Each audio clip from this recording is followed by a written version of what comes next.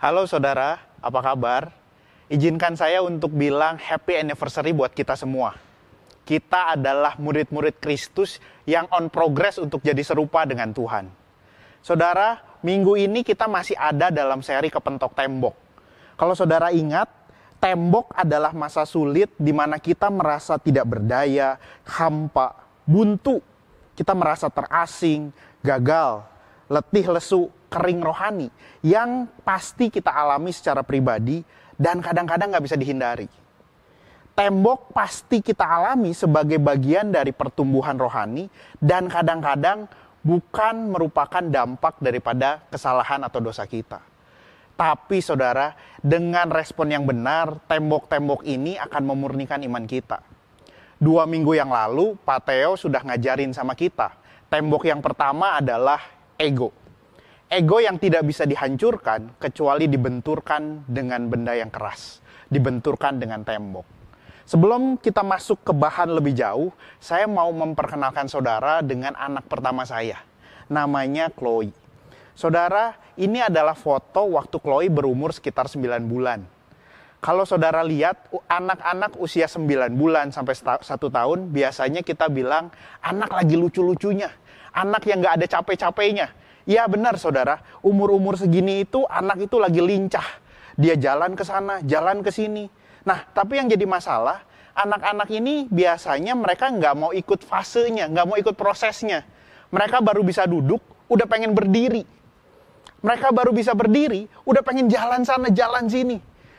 Mereka baru bisa jalan, belum benar jalannya, mereka udah lari-lari, jatuh lagi.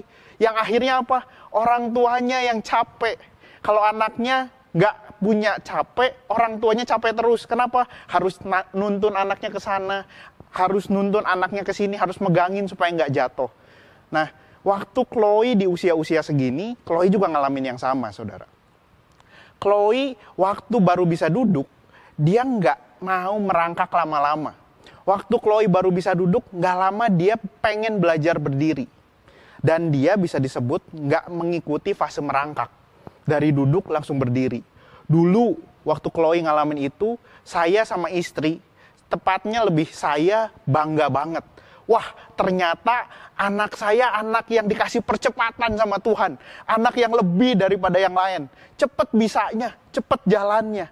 Tapi makin kesini, makin kita dapat tambahan informasi, ternyata nggak sebagus itu ya kalau anak melewati fase merangkak.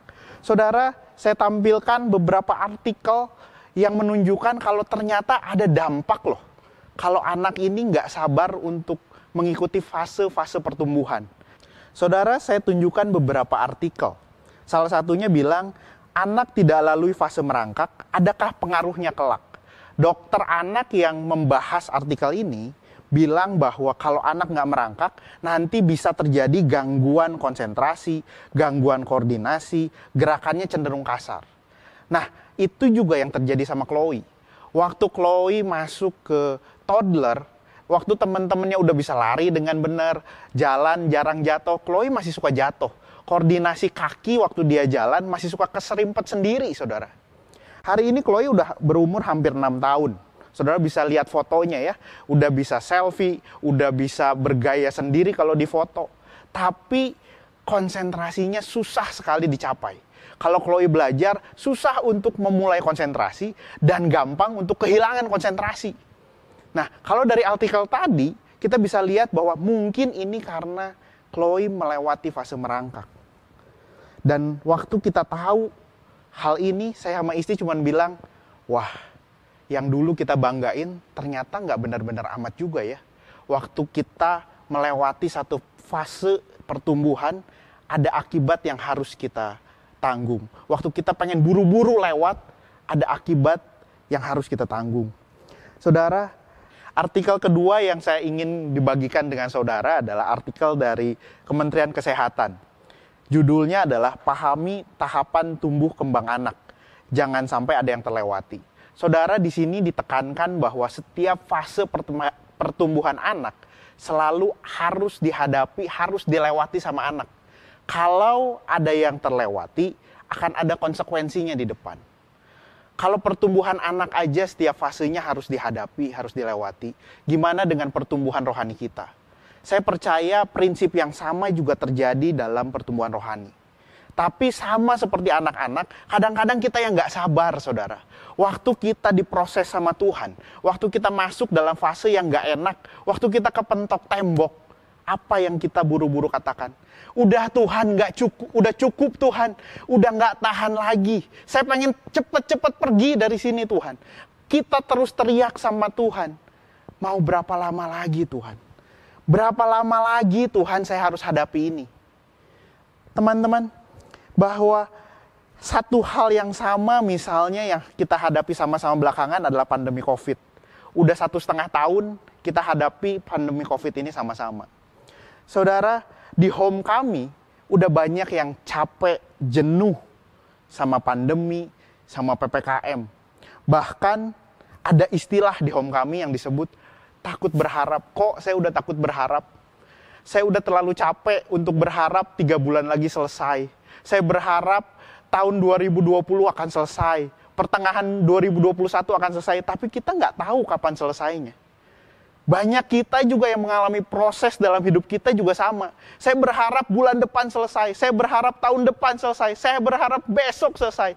Tapi nggak selesai-selesai sampai kita bilang, kayaknya saya mau nyerah aja deh. Saya mau ngambil shortcut aja deh. Untuk saya cepat-cepat lari dari masalah saya. Saudara, kita perlu sadar bahwa tembok kedua yang Tuhan izinkan ada dalam hidup kita adalah waktu. Waktu yang kita sering pengen skip.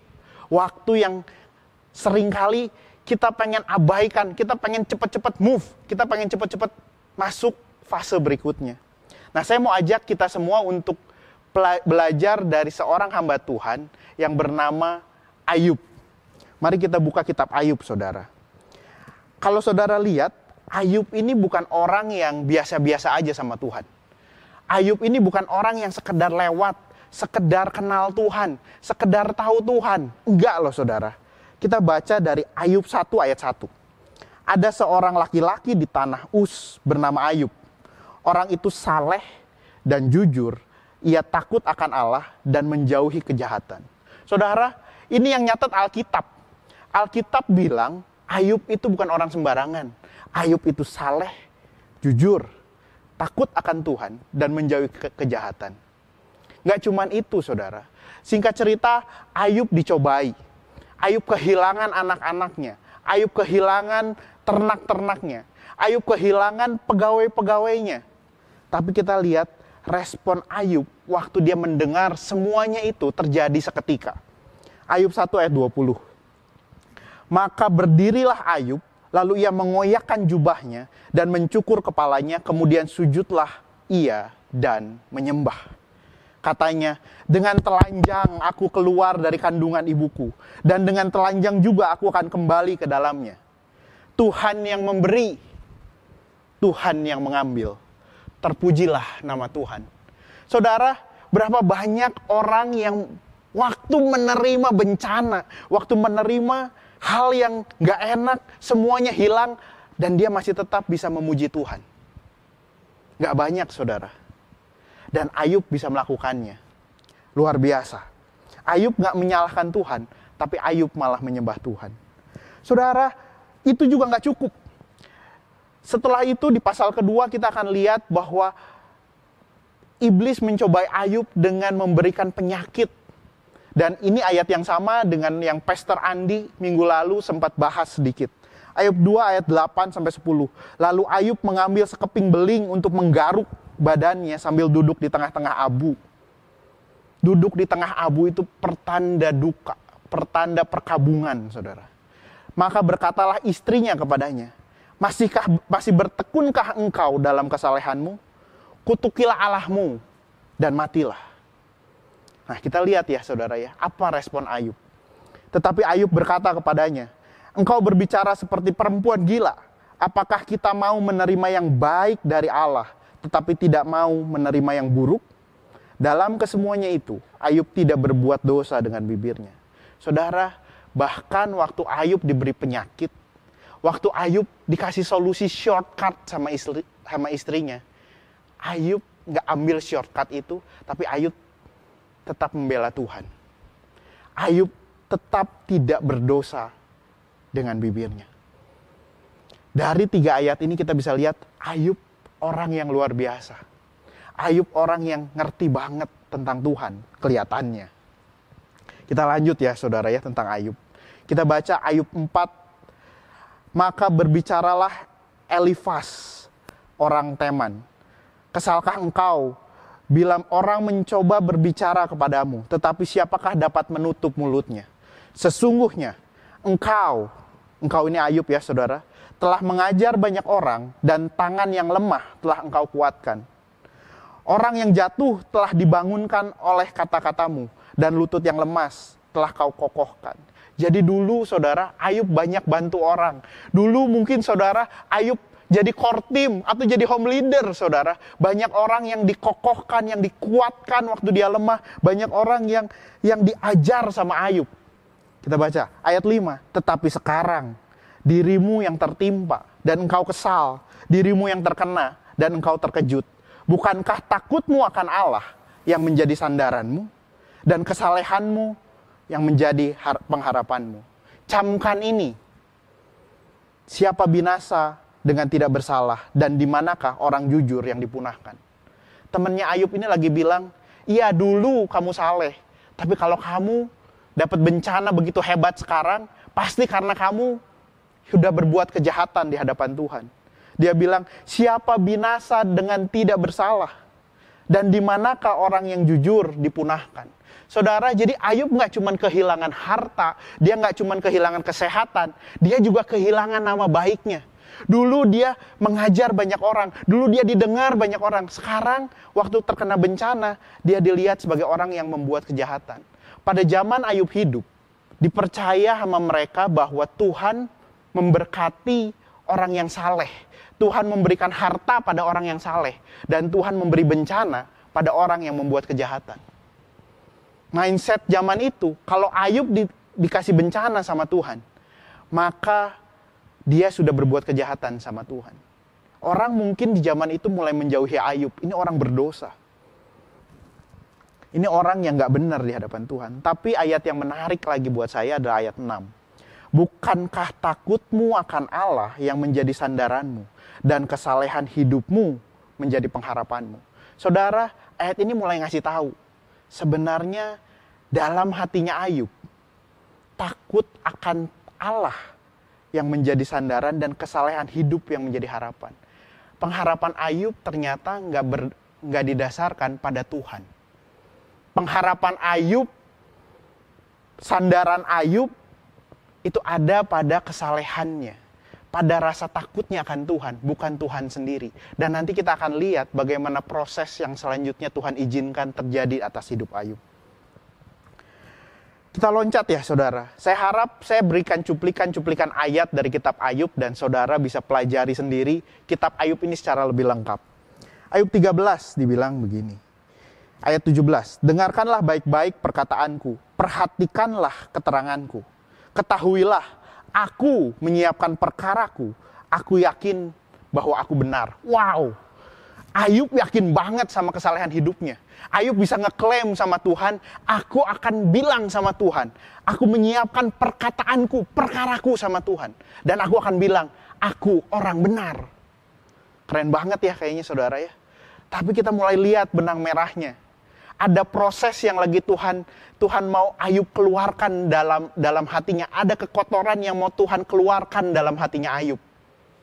Bahwa sebenarnya rasa benar, rasa bersandar pada kesalehannya itu ada pada Ayub.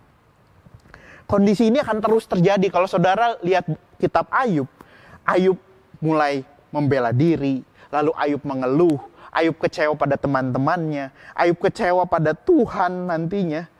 Terus berulang. Kenapa? Karena Ayub merasa dirinya benar. Sampai satu kali ada seorang bernama Elihu menegur Ayub. Ayub 34 ayat 5 dan seterusnya. Karena Ayub berkata, aku benar, tetapi Allah mengambil hakku. Kendati aku punya hak aku dianggap berdusta.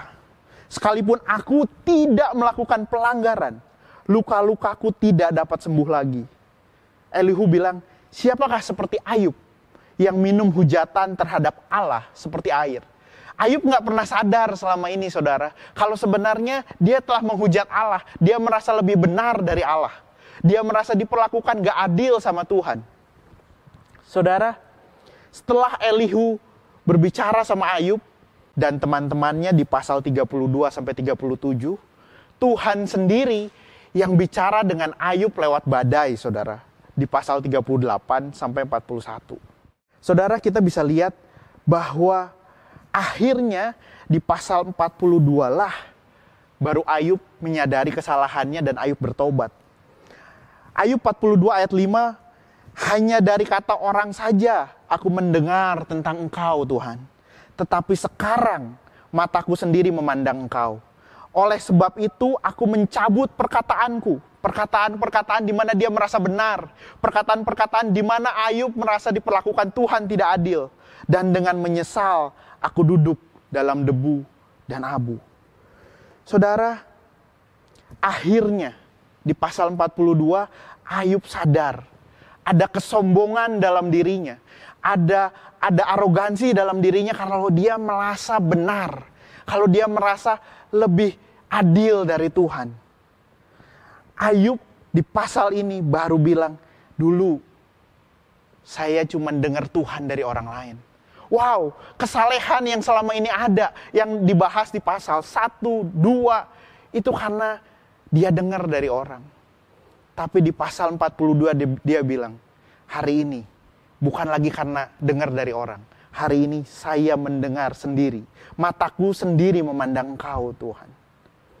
Dan saudara perlu pelajari bahwa kata-kata Ayub ini keluar pada saat kondisinya belum dipulihin Tuhan.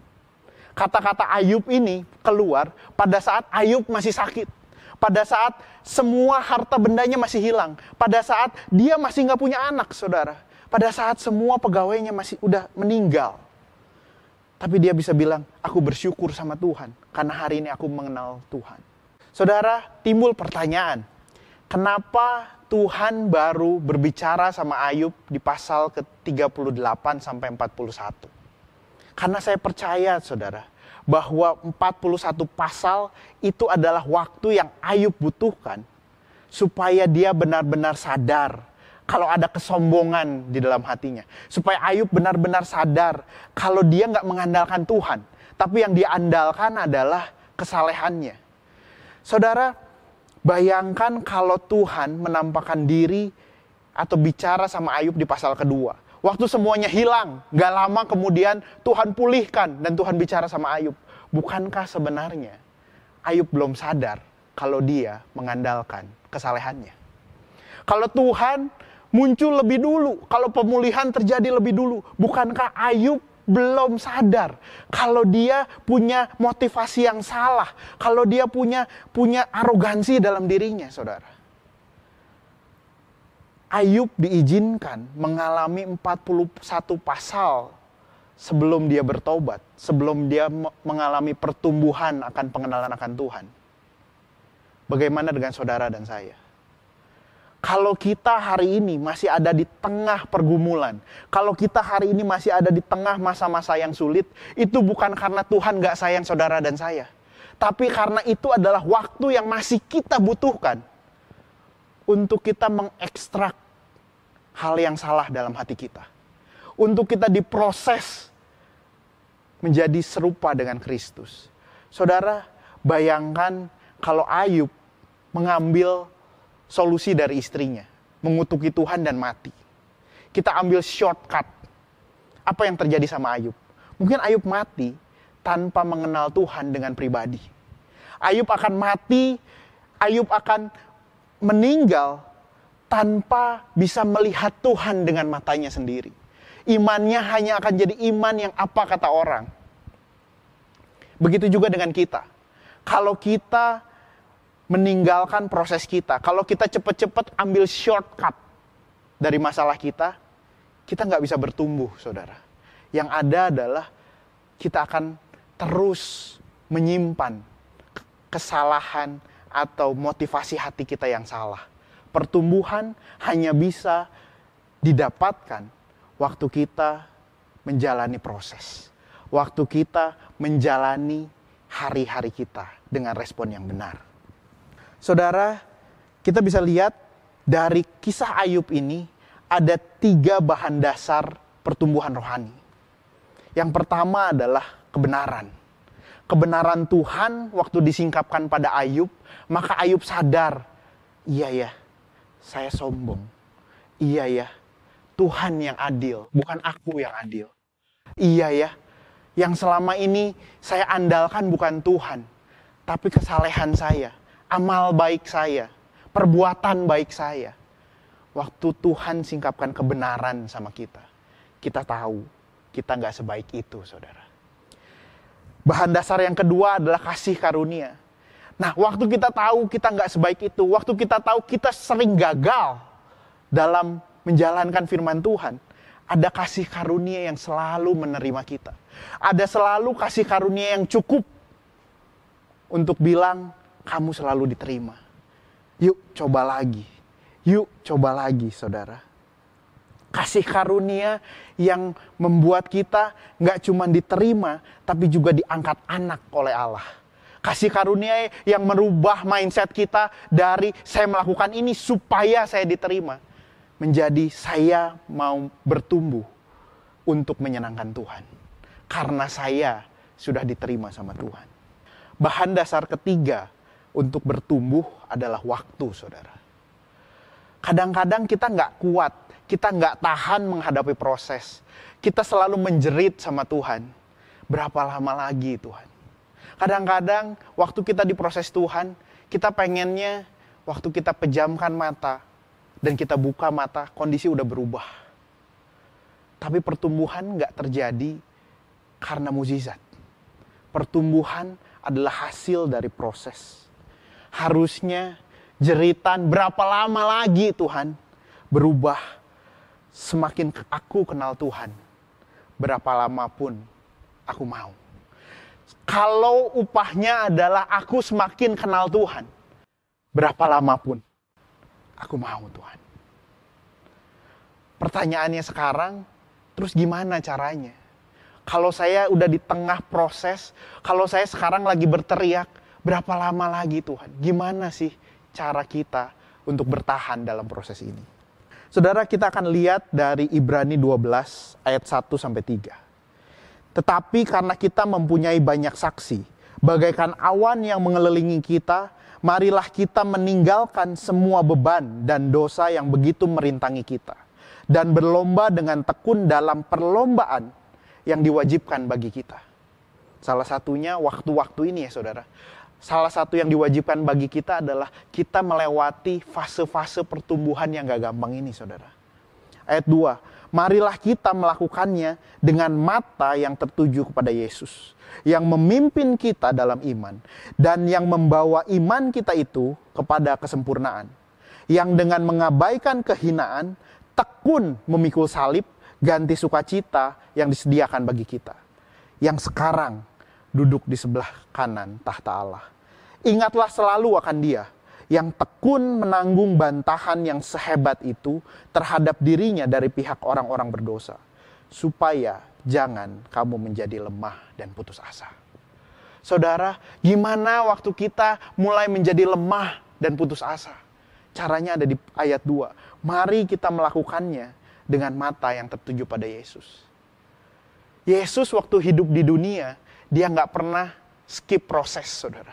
Waktu Yesus hidup di dunia, Dia nggak pernah lompati proses, saudara. Kalau kita ingat, biasanya ada di kisah-kisah Paskah. Saudara, sebelum penderitaan itu tiba, Yesus itu udah tahu.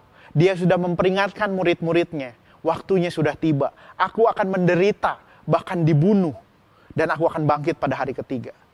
Tapi tahu itu nggak bikin semuanya jadi mudah. Waktu Yesus mau menjalani fase-fase penderitaan yang sama sekali nggak mudah. Matius 26 ayat 39 dia bilang, di Taman Getsemani itu, maka ia maju sedikit lalu sujud dan berdoa katanya, ya Bapakku, Kalau sekiranya mungkin, biarlah cawan ini lalu daripadaku.